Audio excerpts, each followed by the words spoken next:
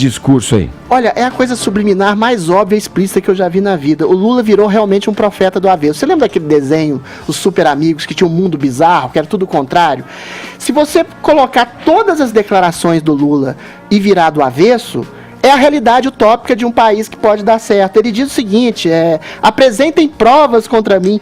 Cara, pelo amor de Deus, de novo, foram apresentadas provas circunstanciais examinadas, reexaminadas por mais de uma dúzia de juízes em 3 instâncias que o condenaram. Diz que poderia ter pedido asilo em alguma embaixada, mas não o fez. Ele realmente acha que é absolutamente inocente, acha que a Odebrecht, empreiteiras e políticos e instituições lhe devem favores como um sítio, um apartamento, um salário para o irmão. Ele acha que devem isso a ele por ter salvado o país na cabeça dele. Que o país piorou. Entendeu? Olha, os números contradizem ele frontalmente. Os índices de emprego, PIB, renda, inflação, juros melhoraram exponencialmente nesse primeiro ano de governo. Que a Lava Jato, mais uma vez, força-tarefa que mais combateu a corrupção na história da República, é uma quadrilha de criminosos, entendeu? É o criminoso julgando os heróis da nação como se fosse uma prática investida idiopata, e que os ladrões são vilipendiados pela polícia.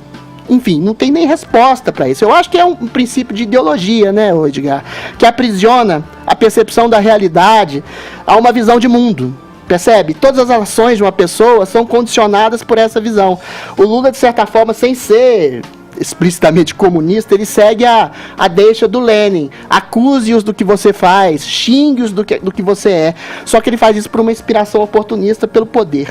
Eu queria falar desse Lula Livre, desse festival de Lula Livre, falando exatamente de uma canção simbólica do Arnaldo Antunes, que ele fez exatamente para combater o fascismo imaginário desse governo. A canção, de certa forma, nega uma espécie de realidade que ele crê ser fascista, que ele crê ser autoritário, e nos versos ele faz uma espécie de negativa em bloco. Ele fala que não existe miliciano, não existe torturador, não existe desmatamento, não existe opressão.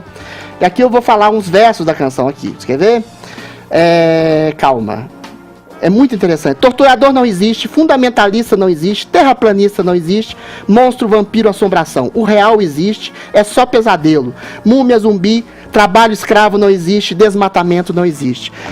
É curioso, vou fazer uma análise psicanalítica dessa letra. Em nenhum momento ele fala: corrupção não existe, hipocrisia não existe, ideologia não existe. Exatamente, ele deixa de fora os princípios que são o norte de uma idiopatia que une pessoas em nome de um homem que manda fazer uma sublevação popular em torno de um governo que não é fascista, em torno de um homem que comandou o maior processo de corrupção da história documentada da humanidade. Esse é uma lavagem cerebral que mostra como a ideologia aprisiona e mata até mesmo a arte, a poesia de pessoas talentosas como Arnaldo Antunes, que acho que não sei se estava no Lula Livre ontem, que endossam um homem que é eventualmente um corrupto, notório e histórico. A lavagem cerebral, Edgar, da idiopatia progressista, que arregimenta não só populares, como intelectuais orgânicos, justifica toda sorte de barbaridade e atrocidade real. Essa é a origem do mal, gente. A origem do mal é exatamente uma boa intenção utópica, que se justifica em qualquer canalice, em qualquer sordidez, que mata, inclusive, a própria poesia de um homem bem intencionado como é o Arnaldo Antunes. Vamos lá, Zé Trindade, quero te ouvir agora a respeito disso, te passando a seguinte bola aí.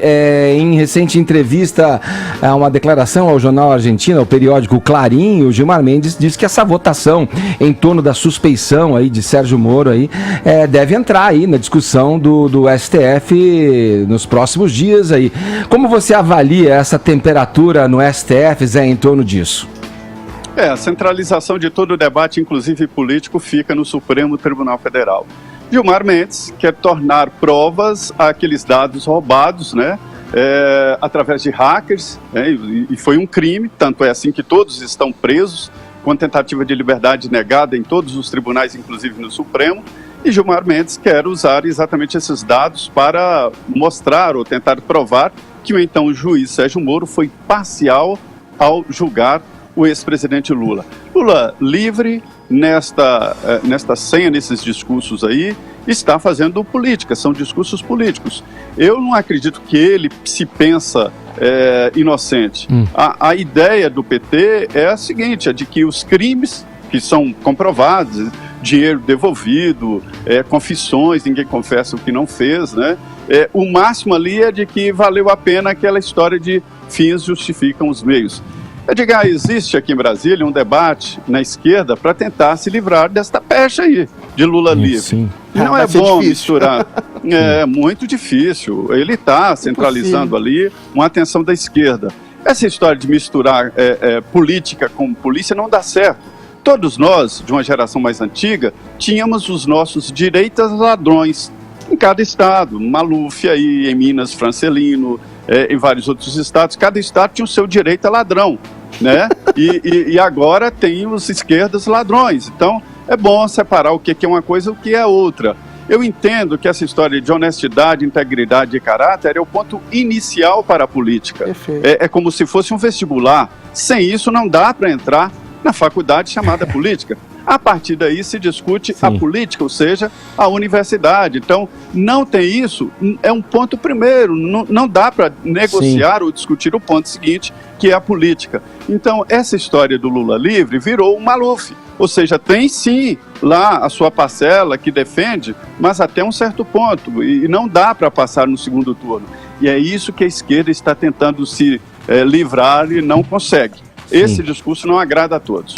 Sim, Zé, obrigado pela sua informação, pela sua explanação aí desses casos que andam acometendo o Brasil ultimamente nesse setor da política. Zé, qualquer novidade é só chamar a gente por aqui, tá bom? Valeu, um abração pra você.